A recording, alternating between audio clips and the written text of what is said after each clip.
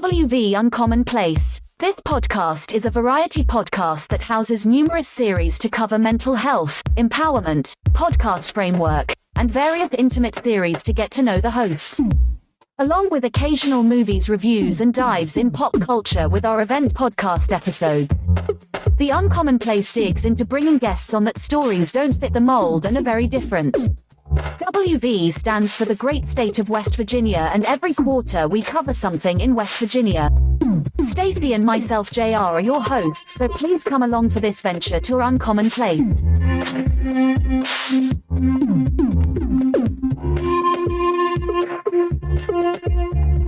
Hey dude, what are we going to do about increasing our audience for our films? TikTok and YouTube aren't doing too well for us.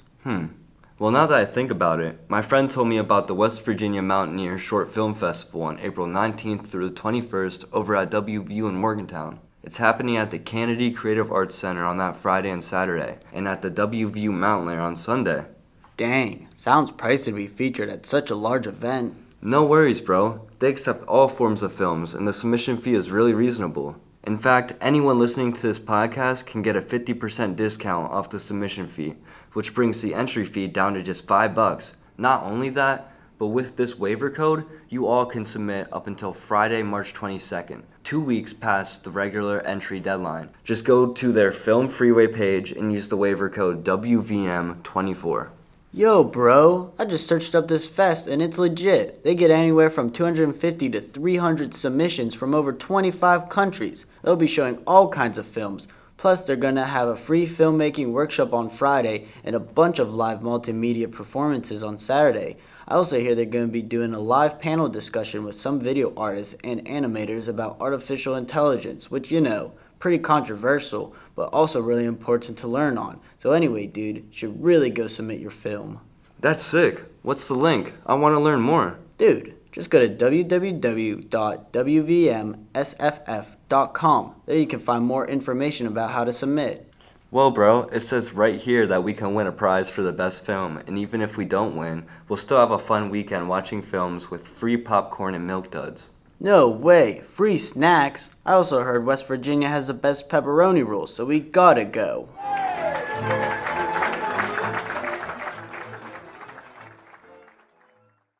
Hold on. Howdy, everybody. Welcome to West Virginia Uncommon Place. Today, I have with me Robert Simla Paglia. Did I pronounce it correct? Simla Paglia. Oh my gosh. Close, Simla yes. Paglia. Yeah, I got it close, but I didn't chop it up. So the nostalgic question we ask on the show is, who are you? So we'll go ahead and get that out the way. And please tell us why you're here, and then we will jump into the Q&A. Yes. So I'm a lot of things. I wear a lot of hats. I'm an attorney. I'm an actor, voiceover artist, author, and film producer, film and TV producer. Why am I here? I'm here to talk to you. I want to. I have a lot of knowledge to impart, and I want to be interviewed on podcasts, especially yours. So Okay. that's why I'm here, and we'll talk about my book, talk about some film stuff, talk about attorney stuff, whatever. All right. floats your boat. So let's jump into this big question, and I want to give a shout out to Stacy, my co-host, because she wrote the question. We both take turns going through the information of people, and one will dig here and one will dig for the next person. So her first question is about a 2012 Chevy Super Bowl commercial, Happy Grad. Nice. Can you share your experience with that, and what was it like being recognized for such a prominent role? Yeah, definitely. That was a fun time. And it kind of taught me how one thing leads to another, and you never know where you're going to go, where it's going to end up. Okay. So we, this, as you just said, the commercial aired on the Super Bowl in 2012 called Chevy Happy Grad. And I had gotten cast because I had worked with another actress in a off-Broadway play who asked me if I wanted to be your husband. Like, that was what the text said. And I said, I'm married, right? That was how I responded to her. And she's like, no, you dummy, in a commercial. So she told me, explained it to me. I looked at the work of the writer, and I loved it. And when we had filmed the commercial, we thought it was going into a contest for Chevy to go to the London Film Festival. Okay. So the winner was going to go be premiered at the London Film Festival. So when Chevy saw our entry, they actually pulled it out of that contest and put it into the Super Bowl contest, and it ended up winning. We had a lot of people vote on it. There was a pre-vote, and it ended up winning the contest. And it turned out it was, I played the dad in it, and the commercial is, people want to check it out, and people may have seen it. I'm giving our son a mini fridge, which I'm, in the front yard, opening it up. It's got the big bow on it. And parked right behind me in the street is our cross street neighbor's yellow Camaro convertible. So he thinks he's getting that for his graduation present. So he comes running around screaming and yelling. And, and I'm like, let's just let it lie. Let him burn out, So that was the base of the commercial. And we got it won the contest. So it got a lot of good feedback. And, it still runs like every year on the CBS's greatest commercials. It was just on this year, a couple weeks ago before the Super Bowl. So it's got a lot of mileage, no pun intended. Okay. But, it was great because it opened a lot of doors for me. And it just made me realize, you never know, like when you're going in to do some work for this, you never know where it's going to end up. So you always got to do your best. Like I already knew that lesson, but it reinforced that for me. So it was awesome to be part of that history. Okay. And I'm glad for that. And that was her number one question because, with the Super Bowl, the commercial, like that's the most prominent marketing and advertising arena you can be in. So that's amazing. There. Now, your career spans television, film, production, and law. How do you balance such diverse interests and roles? So this is a question I get all the time. And actually those things intertwine. they all intersect because one of the things leads to another. That's how I got all those things under my belt, because I started out as a lawyer, started as an entertainment lawyer. I used to represent bands back in the 90s. So that's how I started finding out about the entertainment business. And then I decided, what, I was flipping through an adult education bulletin one day, and I saw a class on voiceover. And I said to myself, this looks fun. I didn't even know what that was. I thought it was, cartoon voices.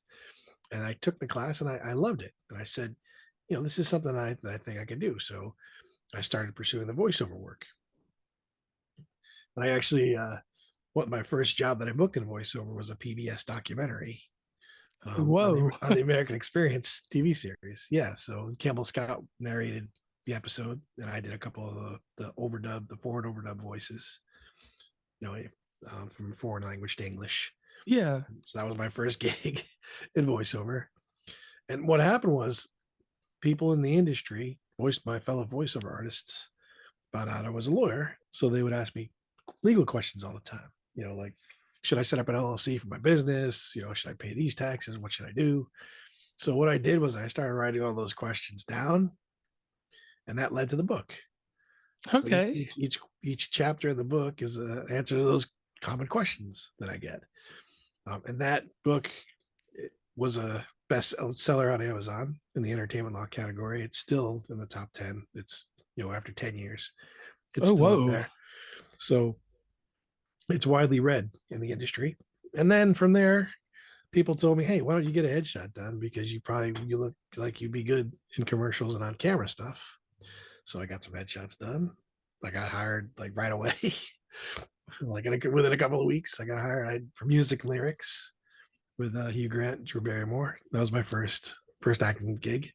Whoa. So it just kept snowballing, And so then after a while, filmmakers would come to me and ask me questions and ask me to represent them.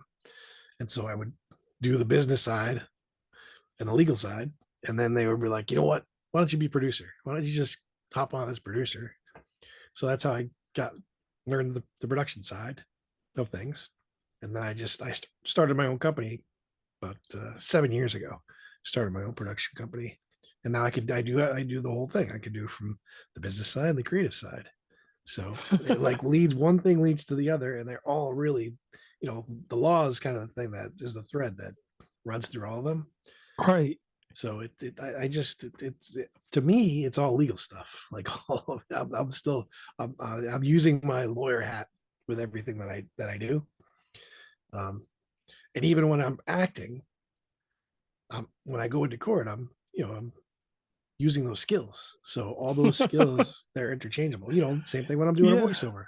I'm using the skills that I learned as a lawyer, in speaking, public speaking, and going in front of a jury and making connections. I use those skills in voiceover and acting. So like everything, it really, all the skills kind of combine.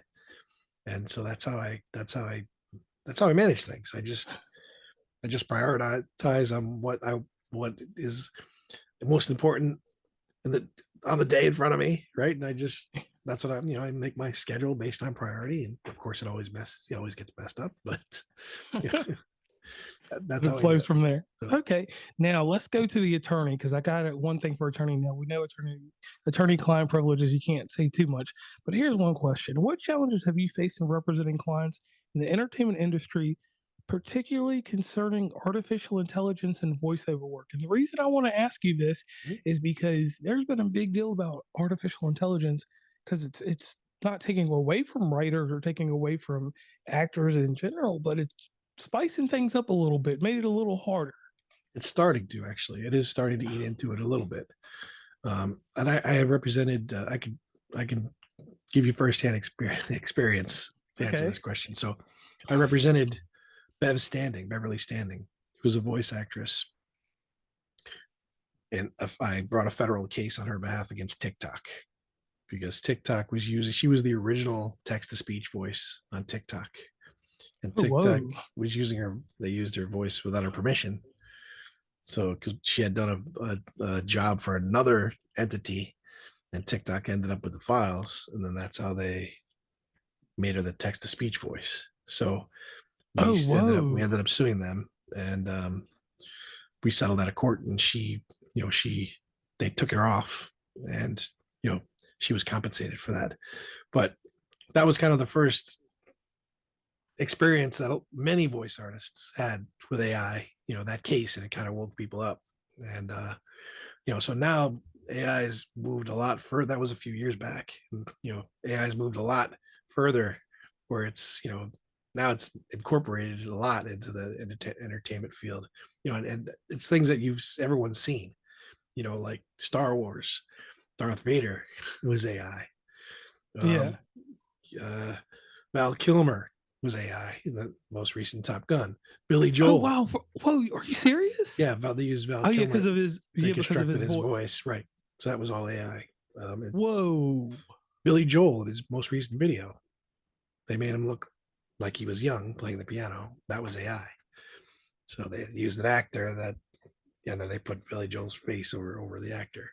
So AI it's incorporated more and more now into voiceovers and acting. So there's some fear out there. In fact, there's a lot of fear out there that AI can replace actors' voices, and it can. I mean, it really can. So we'll have to see where it balances out. I don't think that the human element's ever going to be completely replaced. And I equate it to the drum machine.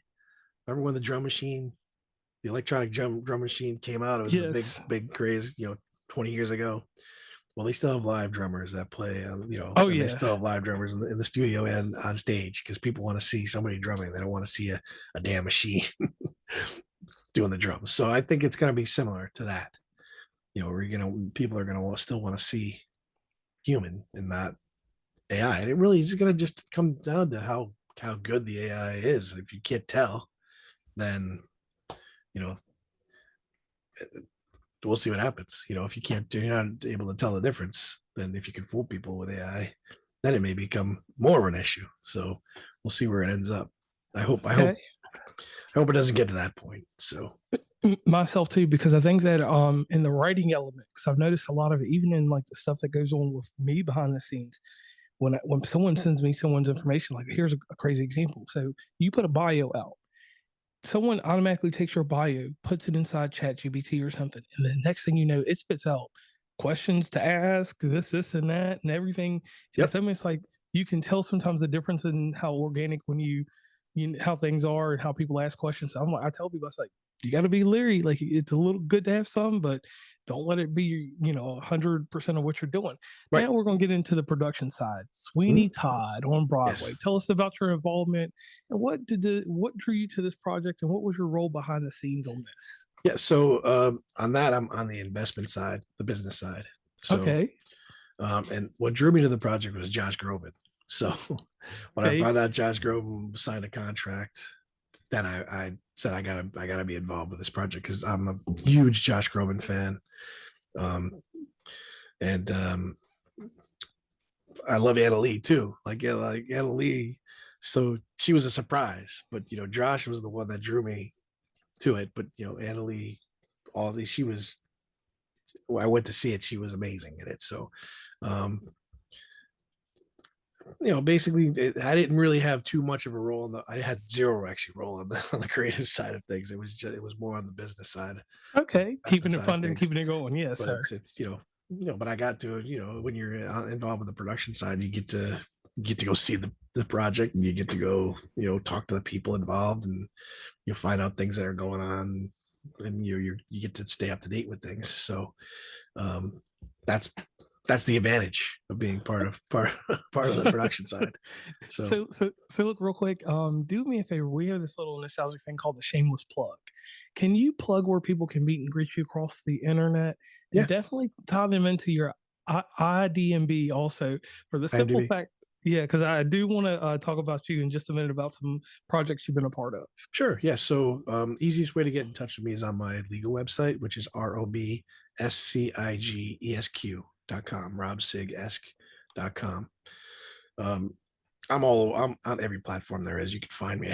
I'm on Facebook. I'm on LinkedIn. I'm on X. I'm on everyone. So I'm easy to find. On IMDb, it's imdb.me/Robert Paglia, because that's my stage name, Paglia. So Wow, I see what you did there. So you can find me so it's /Robert Paglia, and then that's my IMDb profile. Okay, so let's talk about Bathtub Chronicles and Within and Without. Sure. Tell us about some experiences you had with that and what you enjoyed about these. So those were projects that were 100% me, meaning that I produced them. Where I was on both sides, business side. I mean, obviously, there's no filming, just 100% one person. But right. Those were my company. My company I was the main company involved. So I hired all the people, cast it, got the funding, did the shooting, everything. So Within Without was the first one that I had done. It's a short. I played, and the other thing that I try to do when I'm doing things through the production company, not all the time, but sometimes I try to find scripts, and I obtain the script. I try to find scripts that have a strong part that I can play. So Within and Without was one of those scripts I found where I played the father, and it was about my wife who had passed away, and it was our first. I had two daughters. It was our first holiday without Christmas without her. So I played a character where I'm like a totally disconnected, clueless kind of dad that didn't really pay attention much to what was going on with my daughters. One daughter, the youngest, is like totally on my side defending me. The other daughter is rebelling. So that's the basis of the film, and it won a lot of awards. It went to the Shorts TV network. Actually, it got picked up by USA. So okay, it was on Shorts TV. I think it's on the Shorts TV. You could probably find it on their website if people want to see it, because they're the ones that have the distribution on it. But we won a lot of awards, festival awards. I think we won like 40 or 50 awards for that one. We won best actors, best every throughout the whole. We won the whole gamut of awards. So what is it like on the independent circuit like that? How does that feel to do that, to have those accomplishments? It's amazing. So, like when you're putting a project together, it's kind of a miracle that it actually gets finished, let alone when you go into the festivals and people, you see people crying in the audience, clapping, really appreciating the work, that feels amazing. It really does. I had people come up, and then you get to talk to the audience too, which I love. You get to go up and take questions, and the audience comes up and will ask you questions. So one of the questions that we got over and over was, "Hey, were those your real daughters?" I'm like, "No, those are actors, both actors." So that's how I know that we did a good job of casting, because people actually really thought that we were a real family, and that I was just filming it basically. So, um, so that the feedback that you get, and the awards aside, the awards are great to have, but it's not like it's not the be all end all. It's not why I do this stuff, but see how it touches people. That's why I do it. So to see that the film actually does, what we intended it to do, that's a huge thrill. It's a huge rush. So, and it keeps you going. It keeps me going. You want you want to go on and make the next film. So now I pay a little homage on the show to a news magazine that we both grew up with, or we had challenges with, and that show is called 2020.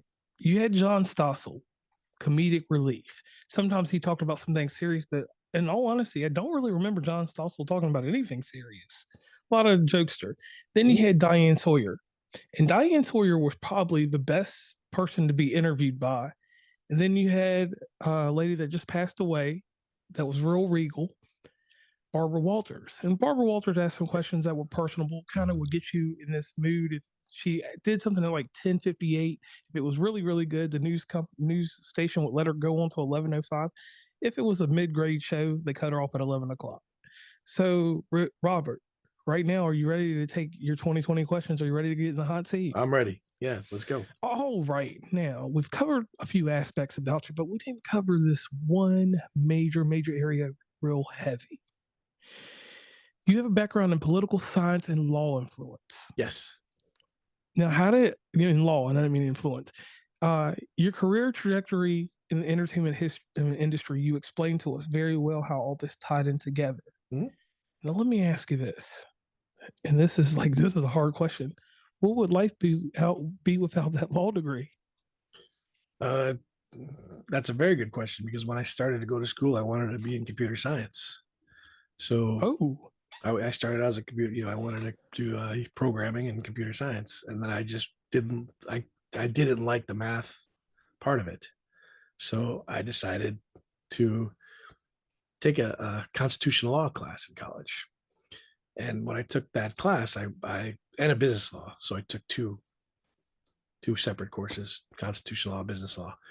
And I said, hey, you know what? I really like this. So that's why I switched over to political science.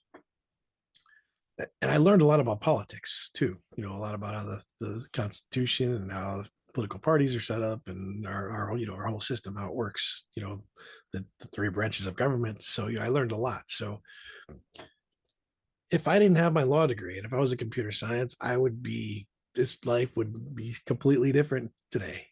So the law degree, it was key. It was something that I have no regrets, put it that way. Like, I'm glad that I did what I did, because it led to all these other things. And the one thing they tell you in law school is, if you're there to be rich, you're at the wrong place.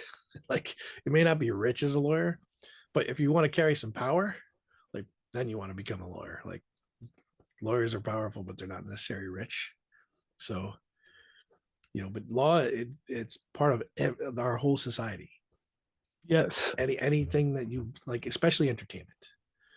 Like, entertainment is run by lawyers. If no one knew that, they're knowing that now. The second most amount of offices at Warner Brothers, behind the execs, the producers, are the lawyers. So, like, lawyers they're a part. There's different legal aspects of the entertainment world, where if you don't have lawyers, you don't have the entertainment world, basically. So and that's a lot of parts of our society are the same way. So very important. Okay. Now we got a hat that we didn't talk about at all. You were involved in radio. I was. Can you tell us a little bit about radio? And the reason that I'm asking this is because it's going to lead up to that Barbara Walters question. We're doing the Diane Sawyer part right now. So Sure. tell us about the radio shows you were involved with and what topics you covered and what insight that you gained from that experience. Yeah. So actually, that's another funny story because before I went to college, when I was in college, I was a DJ. And when I was going to graduate, I was toying with the idea of being a DJ, a radio DJ. So my family were friends were with some DJs at their local radio station. So I went in and I did an internship for like a week to, get my feet wet and learn things. And I asked the DJs on air, I'm like, what should I go to law school or should I become a DJ? And they were like, go to law school. What's the matter with you? Why do you want to be a DJ? DJs don't make any money. So that was one of the things I weighed on. That wasn't the be all and end all why I made the decision, but it was part of the process that gave me something to think about. So I always had that radio in me. So what I did was when I became a lawyer, I started my own radio show. I started a show called Ask the Lawyer. So it was a 1 hour, 1 week show where people would call in with questions and ask, my dog got bit. My dog bit somebody, what should I do? Those kind, whatever questions they had. I got into a car accident. What should I do? My neighbor's trees are on my property. Can I cut them down? Like that was a question I used to get a lot. So the show lasted a couple of years. It was pretty popular. And I did it. After that, I had done a different Ask the Lawyer on a different station a couple of years later, which was just like a 10-minute segment that they ran regularly, and that went on for years too. So it was fun. It was fun being part of a radio show. It also, I was answering questions for people, so they were getting useful information. It got my name out there. So that was the advantage, and that was why I liked radio. Okay. Now let me ask you this, Robert, and this is a final question inside this 2020 deal. Now, with so many hats, and I have quite a few myself too, what is the most prolific thing you've done thus far in your career? That's a tough one. The Super Bowl commercials up there. The Bev Standing versus TikTok case, another one that's up there. I'd say those are the two biggest so far. Okay. But I've done other things that are pretty big too. But those are the ones that you use the word prolific. So those are the two that are prolific. Okay. That I'll use because those are the ones that most people know. All right. So Robert, real quick, let me give you a quick testimony. We met today in this call. We've talked a little bit about you coming on the show, and thank you for coming on. I want to tell you this, a lot of fortitude. I use it a lot in my shows, and I want to say that you've had to have it because to do everything you've done, you've had to have this one major thing, this one quality that not a lot of people have: patience. Yes. Then the next thing, tolerance, because you have to tolerate a lot of things to get through all these facets of law and entertainment. Yep. You could have almost made a soap opera if you wanted to back in the early 90s called Law and Entertainment. It probably would have done good on CBS. Now, the thing that is great about you is you have a good atmosphere you can kind of tell around you. You seem like you take things in strides, and you seem like you move accordingly to how you see what's going on and how you translate things. And translating things, that's the hardest thing for a lot of people to do. So please pass that along to the audience, pass that along to everybody that meets you. Now, the last thing I would like you to do is give a shout out to any and everyone that has helped you along the way, if you can, or just in a bubble. Because the one thing that we don't do in society with any type of content creation or entertainment, sometimes we forget to give flowers to that one person when we were down one day that just said the right thing to get you back in the mood. Sure. Yeah. I mean, there's a lot of people that I could go on for hours and hours and hours with that one. So, but the one that I have to really talk about the most is my wife. Okay. My spouse. She's the one that I can tell you the story. One of the reasons why I started doing full-time acting and voiceovers was because of her. I was working full-time for a law firm, and I was, I hated that. I hated that job when I was working for that firm. I was working for 50, 60 hours a week, and they would always give me grunt stuff to do. And, they didn't treat me very well. So after I had done my voiceover training, I was going into the city doing auditions, because back in those days you still had to go in live. You can't do them you can't do it over Zoom like you can now. Right. So I had used up almost all my vacation time doing auditions and jobs. It was around March of that year. And then I got an offer to do a Disney film called Enchanted. Okay, yes. 13 days. I got a 13-day contract offer. So I told my wife, I'm like, hey, look, I got this offer to do this Disney film. And but I don't have that much time left from vacation, and I'm not going to be able to do it. And she's like, are you crazy? Quit that job. Quit. She's like, you hate that job. This is a chance for you to do a Disney film. This is something that we can show our grandkids one day. So she's like, just go back. She told me to go back on my own, which I had my own practice. So she told me to open my own practice again. And, she's like, we'll be fine. No problem. Just make sure you pay the mortgage. Like, that was her little caveat. But she was absolutely right. That was like the kick in the butt that I needed to go forward. And I ended up in the final cut of Enchanted. So my kids still watch it and still laugh at it when it comes on. Probably smile. But now I got grandkids on the way. I've got two. So she's right. We'll be able to show this to our grandkids. And so I'm so glad I listened to her. And she's like probably the number one catalyst that I could give the biggest shout out to. So right. And who can say that they've been in a Disney movie? That's like right. That's right there. So to wrap things up, for all the audience and everybody, in the show notes, I will have all kinds of ways that you can meet Robert across the internet and catch up with him and check out his illustrious career. And his career's still going. So I didn't want to put like a period on the end of that. And Robert, I normally don't do this, but since you've got such a good attitude and you're just bright, go ahead and end the show for us. Give him an ending. All right. Well, let's end it like this. Don't be afraid to follow your dreams, because the only thing that can happen is they'll come true. And on that note, I'm JR, and this is Robert. We are signing off. Please follow WV Uncommonplace on Instagram, Tumblr, Twitter, TikTok, where we have some great content, Facebook, LinkedIn. Hit up the merch store at oncommonplace.square.site. Join the email list from the website, and rate, subscribe, and give feedback from your favorite podcatcher. And lastly, thanks for listening, and tune into the next episode.